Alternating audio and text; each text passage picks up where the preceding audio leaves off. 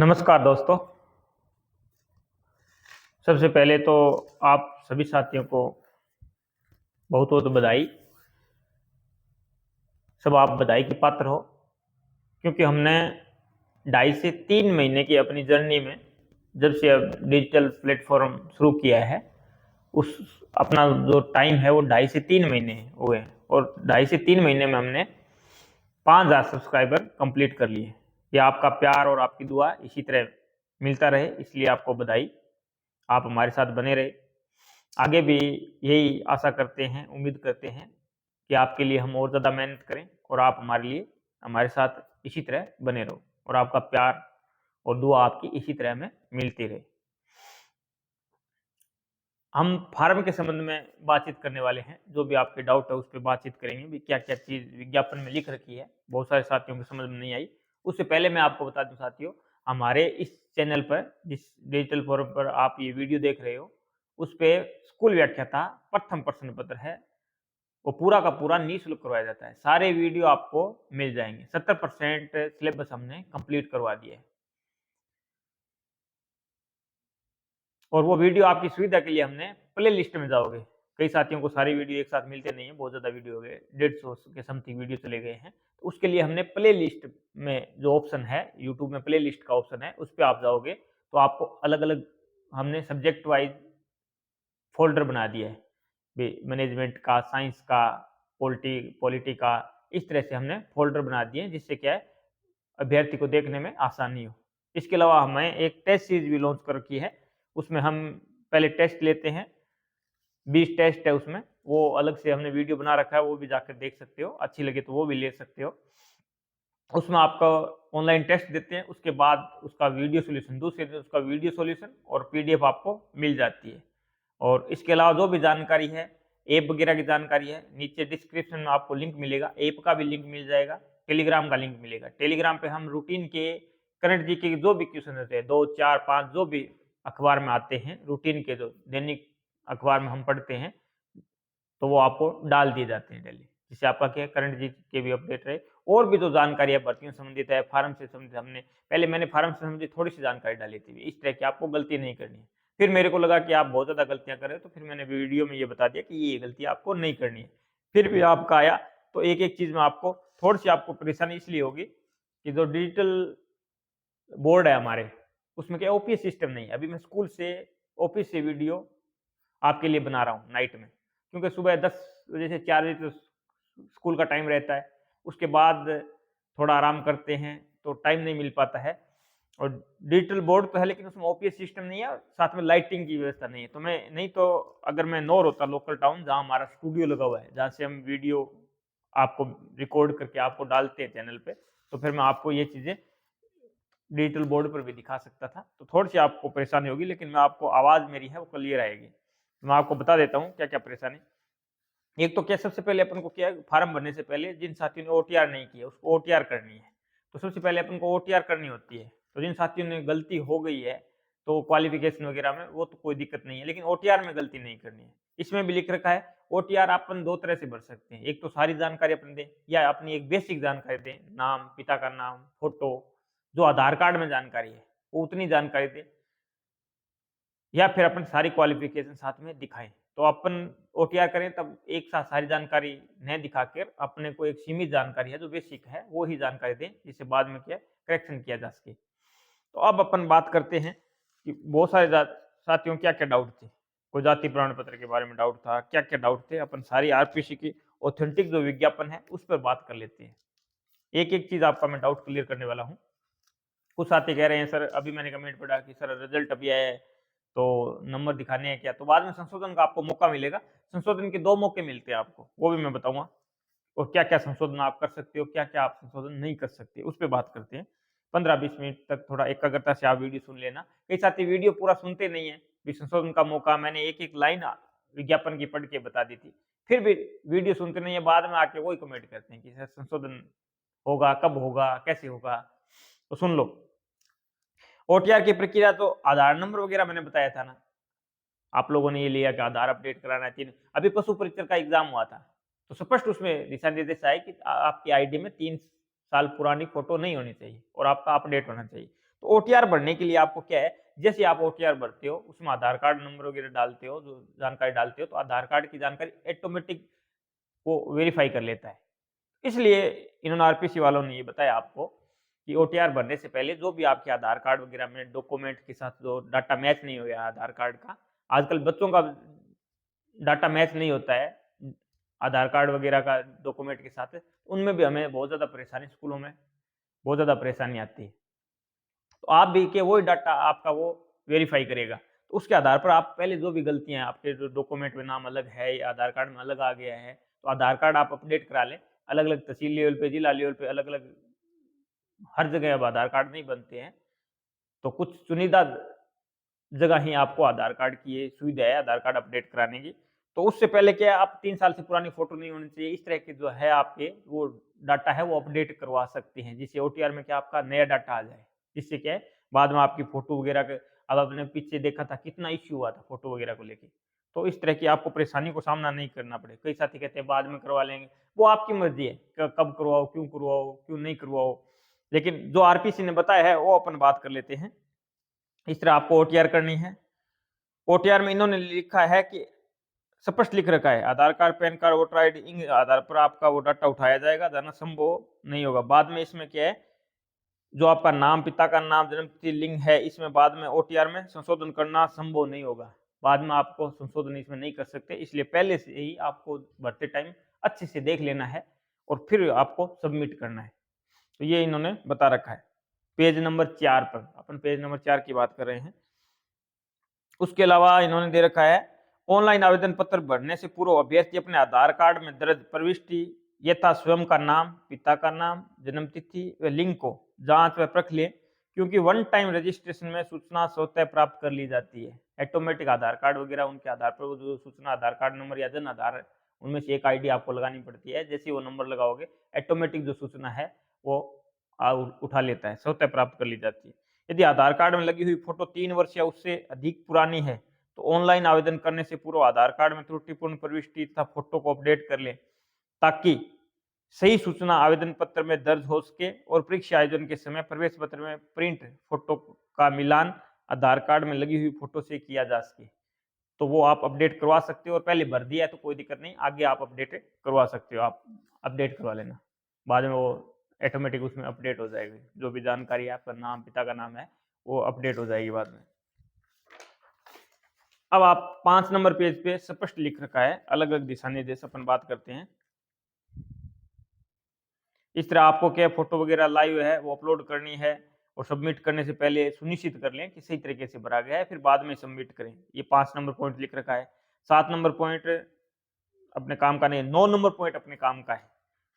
जो page number 5 है विज्ञापन का, विज्ञापन पूरा मैंने टेलीग्राम पे डाल दिया है, तो विज्ञापन का 5 नंबर पेज पर है, पॉइंट नंबर 9 है, 9 नंबर बिंदु है, उसमें स्पष्ट लिख रखा है, अभ्यर्थी आवेदन की अंतिम तिथि तक अर्जित की जा चुकी सभी शैक्षणिक योग्यता / अनुभव का विवरण आवेदन पत्र में स्पष्ट एवं आवश्यक तौर पर अंकित करें।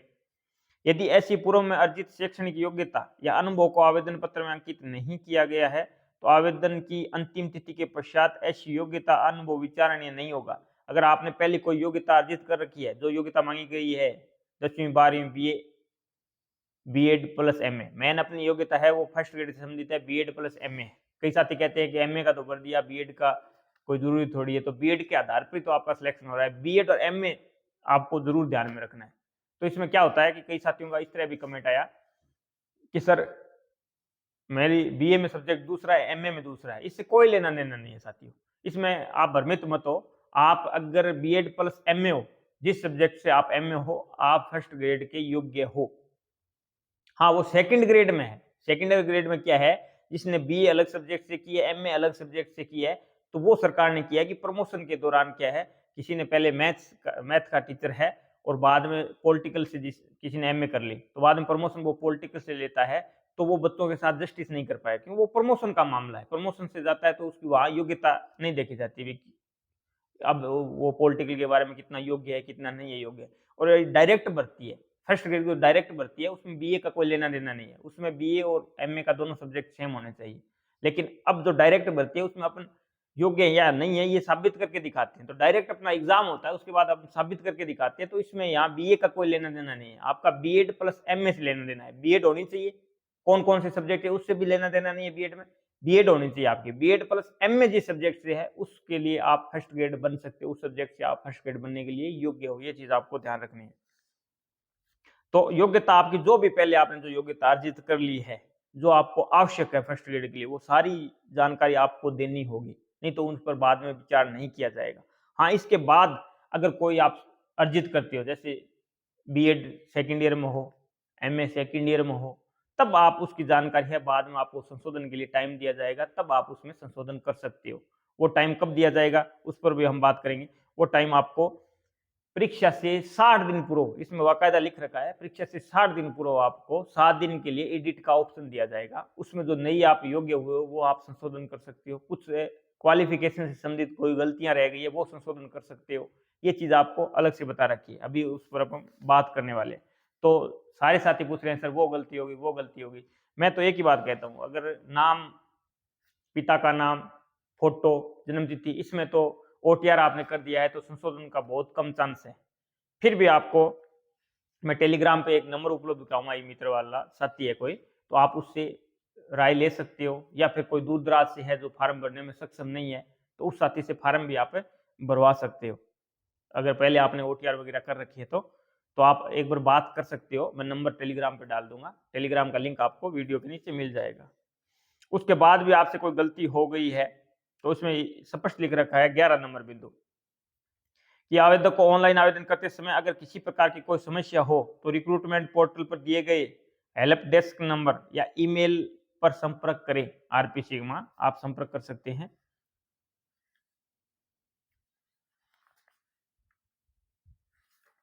आगे अब आपने जिन साथियों ने गलती कर ली है, जिन साथियों ने गलती नहीं की है उनके तो कोई, जिन्होंने फार्म अभी तक नहीं भरा है तो वो उनको तो ये गलती करनी नहीं है। इसके अलावा जिन साथियों ने गलती कर रखी है साथियों, उनके लिए क्या है, आवेदन पत्र में संशोधन संबंधी सूचना, एक पिछले वीडियो में मैंने बताया था, एक बार दोबारा बता देता हूं। जस्ट जैसे ही अपन 4 नंबर पे 5 नंबर पे, दो बहुत इंपॉर्टेंट है, इसमें सारी जानकारी आपकी आवेदन से संबंधित दे रखी है। तो जैसे अपना 4 नंबर के बाद 5 नंबर में ये पॉइंट चलती है, 16 बिंदु कंप्लीट होते हैं, उसके जस्ट नीचे आपको आवेदन में संशोधन संबंधित लिख रखा है। बहुत साथी साथ कहते हैं कि सर ये मित्र वाले कहते हैं संशोधन नहीं होगा, बाद में टाइम दिया जाएगा, उन्होंने पढ़ा नहीं है विज्ञापन, आप अच्छे से पढ़ लो, और वो कह रहे हैं तो उनको ये जाके दिखा दो कि ये संशोधन के लिए लिख रखा है। इसमें संशोधन के लिए लिख रखा है कि आपको गलती हो गई है तो आप इन 4 चीजों में, एक फोटो, 5 चीज, 5 में चेंजिंग नहीं कर सकते। एक तो फोटो में आप चेंज नहीं कर सकते, एक स्वयं के नाम, पिता को नाम, जन्म तिथि और लिंग, इनमें आप संशोधन नहीं कर सकते। इसके अतिरिक्त आपने कोई त्रुटि संशोधन करना है तो इसके लिए आपको अलग से फीस दे करनी होगी आरपीसी को। और कब आप संशोधन कर सकते हो, आप जो फार्म की लास्ट डेट है, अंतिम डेट से के दौरान, जो अंतिम डेट है उससे पहले पहले अंतिम डेट है उस तक, या उसके अलावा उसके बाद भी 10 दिन तक। कहने का मतलब ये है कि आप अंतिम तिथि आपकी 4 दिसंबर है तो आप 14 दिसंबर तक इसमें जो भी है आप संशोधन करना चाहो क्वालिफिकेशन से संबंधित संशोधन कर लेना। बहुत सारे साथियों कमेंट भी आ गए हैं संशोधन कर लिया है कि सर मेरे 500 लगे, मेरे इतने लगे, और कई साथी पूछ रहे हैं सर कितनी बार संशोधन कर सकते हैं। तो आप ज़्यादा से ज़्यादा ट्राई कर लो। कई साथियों ने, मैंने कमेंट देखे हैं, 3-4 बार संशोधन किया है, तो वो जितनी बार संशोधन करते हैं उतनी बार ही अपना 500 रुपये लगते हैं। तो आप या तो आवेदन की अंतिम तिथि तक या उसके बाद 10 दिन तक आप संशोधन कर सकते हो। एक तो संशोधन का ये तरीका है। दूसरा आपका संशोधन का ये तरीका है कि आप परीक्षा से पूर्व 60 दिन पूर्व, तो ये स्पष्ट लिख रखा है, 60 दिन पूर्व आपके लिए स्पष्ट लिख रखा है।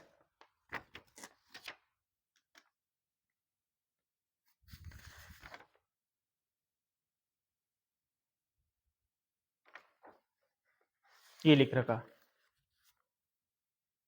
पहला संशोधन तो ये हो गया कि अंतिम तिथि या उसके पश्चात 10 दिवस के भीतर आप निर्धारित शुल्क देके संशोधन कर सकते हैं।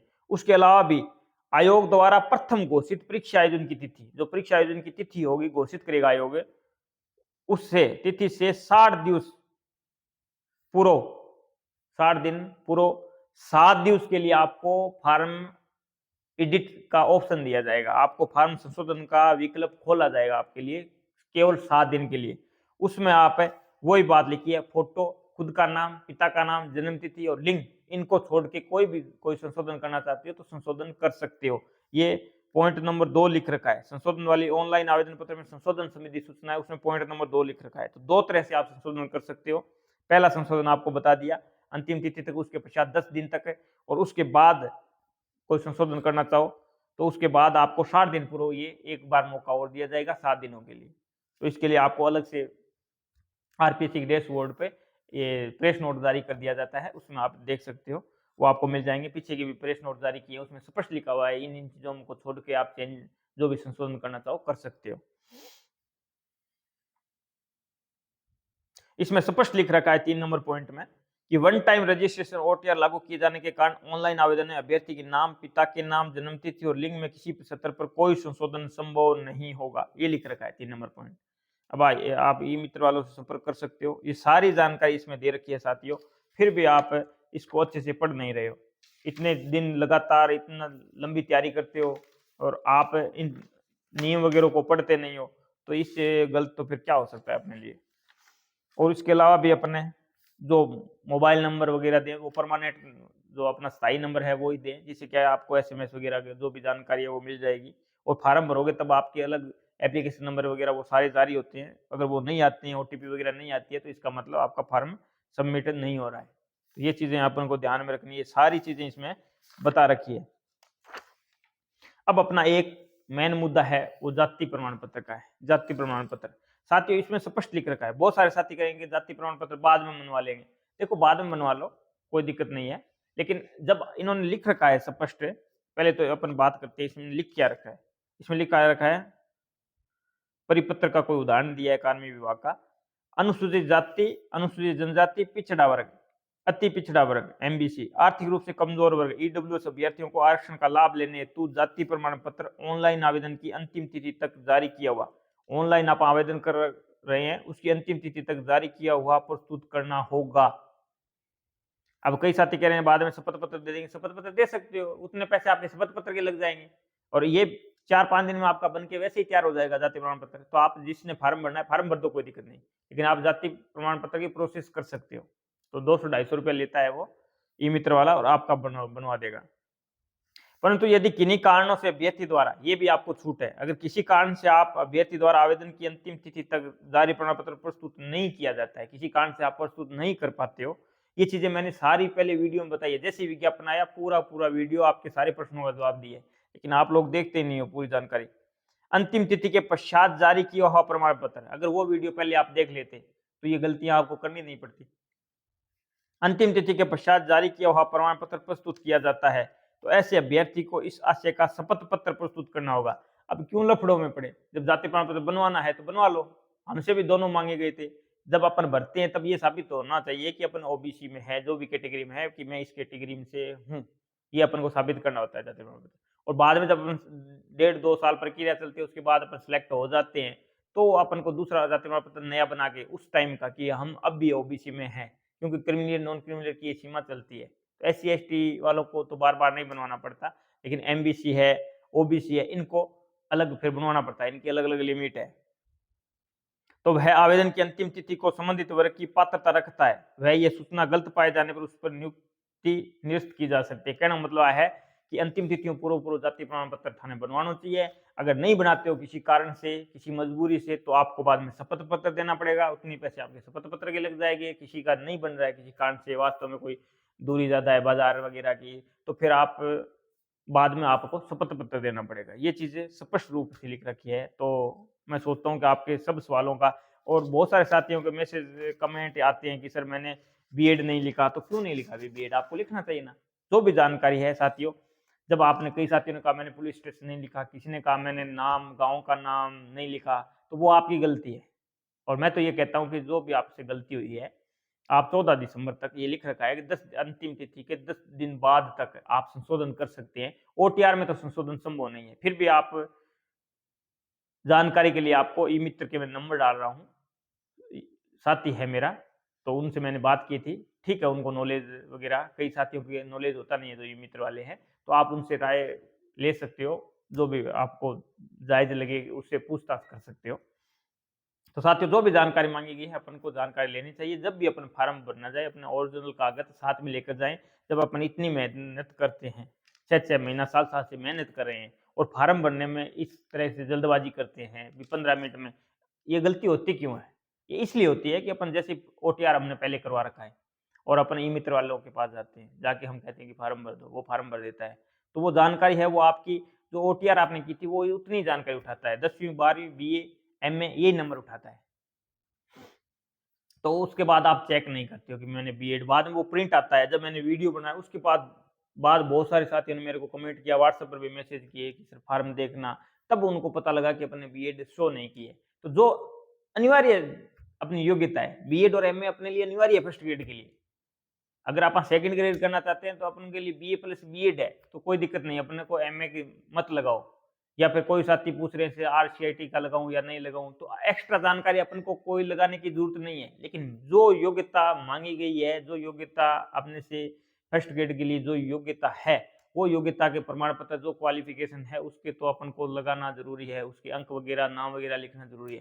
छोटी मोटी गलती हो गई है तो वो उसमें सुधार हो सकता है। लेकिन पहले आप अब अपने PTI वगैरह की भर्तियों के देखें और भी भर्तियों के देखें, उसमें बहुत सारे डाटा मिसमैच हुए। तो उसमें क्या है, एक बार तो चलो आपकी कोई दिक्कत नहीं आएगी, आप सही हो, अपनी जगह सही हो, लेकिन एक बार आपको कठिनाई जरूर हो जाएगी। बाद में आपके ज्वाइनिंग में लेट हो जाएगा, चेक वगैरह करेंगे तो ज्वाइनिंग में लेट हो जाएगा, या और कोर्ट वगैरह के चक्कर लगाने पड़ सकते हैं। तब अपन को जानकारी मांग रखी है तो अपन को जानकारी सही अपन को देनी चाहिए। कई ने नाम वगैरह में गलती की है तो उनको एक बार ई मित्र वाले से कांटेक्ट कर लेना चाहिए।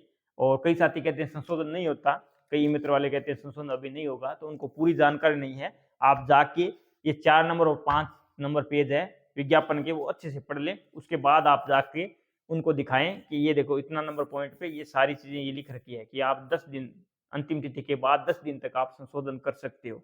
उसके बाद भी कुछ कमियां रह गई आपको लगता है तो उसके बाद आपको परीक्षा से 60 दिन पूर्व 7 दिन के लिए आपको एडिट का ऑप्शन आपके लिए खोला जाएगा, उसमें आप संशोधन कर सकते हो। लेकिन जो पहले डिग्रियां हैं वो जल्दी अपन ऐड करा लें तो अच्छा रहेगा अपने लिए।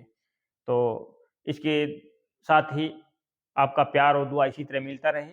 और एक बार मैं फिर बता दूं साथियों, इस प्लेटफॉर्म पे आपको स्कूल व्याख्याता प्रथम प्रश्न पत्र है वो निःशुल्क करवाया जाता है। और हमारे ऐप पे, इसी नाम से हमारा ऐप है उत्तम पाठशाला नाम पे, उस पर टेस्ट सीरीज भी हमने चला रखी है।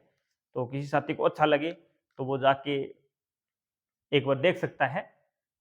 फर्स्ट पेपर उसमें अपन टेस्ट सीरीज में हमने ये कर रखा है कि 20 पेपर लेंगे हम 20, और उसमें से हम पहले ऑनलाइन पेपर डालते हैं। उसके बाद दूसरे दिन जब वो बच्चे हल कर लेते हैं उसके बाद उसका वीडियो सॉल्यूशन और उसकी PDF दूसरे दिन उपलब्ध कराते हैं।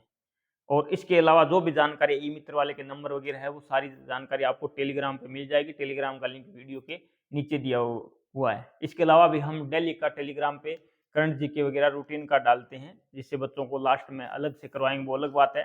जैसे भर्ती आपकी डेट वगैरह घोषित हो जाएगी उसके बाद हम करंट GK भी करवाएंगे, क्योंकि सारा फर्स्ट पेपर है वो पूरा निःशुल्क है। तो उसके अलावा अपना एक करंट GK ही रहेगा, और तो सारे सब्जेक्ट चल रहे हैं, एक रीजनिंग है बाकी वो भी शुरू कर देंगे। तो उसके अलावा सारा का सारा निःशुल्क चल रहा है। तो लेकिन जो रूटीन में करंट GK वगैरह जो बच्चा देखता रहेगा उसके ज़्यादा फायदा रहेगा, जिससे वो अपडेट रहेगा। लास्ट में एक वार्षिक अंक वो पढ़ लेगा तो 10 में से 10 क्वेश्चन वो सही कर सकता है। तो इसी के साथ जय हिंद, जय भारत दोस्तों।